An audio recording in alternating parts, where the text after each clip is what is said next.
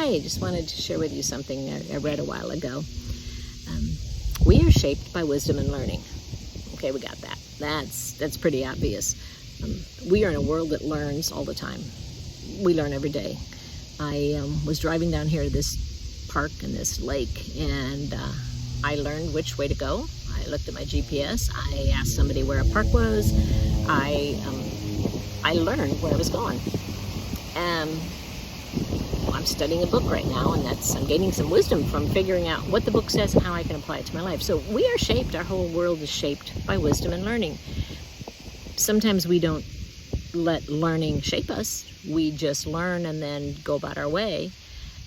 But wisdom is when you take what you've learned and how is it going to make a difference in my life? What am I going to do with it?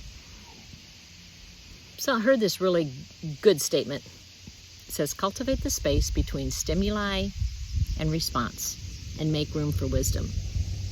Okay, now that's really interesting because we're stimulated by a lot of things in life. Things that happen to us, events, temperature, people, words, occasions. That's stimulus. It arouses something within us. It is a part of our life that invokes some kind of emotion, and a lot of times we are going to respond to that stimulus. A lot of times we just react. Somebody kind of punches you in the arm, you're gonna, whack them. That's pretty much a child and their siblings' reaction. Somebody says something that hurts you, you just kind of hurt them back. That's the response. Now what this saying says is we're supposed to cultivate the space between it. So there is a gap in time between what happens to us, which is the stimuli or the stimulus, and our reaction to that. How are we going to handle that? And what wisdom, what thought are we going to put into it to where it's not just a knee-jerk reaction, as we would have said as kids. It's not just, I do to you what you did to me. It's something thought out that has wisdom and obviously a little bit of God in it. What does God want me to learn in the situation? How does God want me to respond? What am I going to do in my response that honors God? How am I going to have a witness for Jesus in my response rather than just react and then have to go back and apologize for the way I acted when I reacted? And that's what that whole saying is talking about. It's like there's a space in there. Cultivate it. Spend time learning. Spend time applying wisdom so that when you do react and respond, it's of a manner that honors who you are as a character, honors the influence that you may have over other people, and most of all, honors God. It was really interesting because it went on to talk about a lot of things about when we cultivate this space, what it does for us, and we're moved now deeply out of love, not out of just our feelings, our emotions, just to do it because we just acted. We are now being deeply moved out of love, not just a physical reaction, emotional reaction, a knee-jerk reaction. We are moved out of love. We are also, when we cultivate that space and we use wisdom, we can be simple but effective. It doesn't have to be complicated, but it does need to be effective. Also, when we cultivate the space between the stimulus and the response, and when we get wisdom working for us, it really reveals people's motivations. A lot of times we do say the wrong things, but when you stop and think about it instead of just reacting, and you stop and think about it and you ask for clarity and you think about it and you pray about it, we find out that the motivation and the reason why somebody did it was not to hurt us and not to be angry and not to make us look bad. It was totally in the right godly way. We just took it wrong and we needed some clarification. And that's another thing that when we spend time creating space and applying wisdom in between our response, it does bring clarity.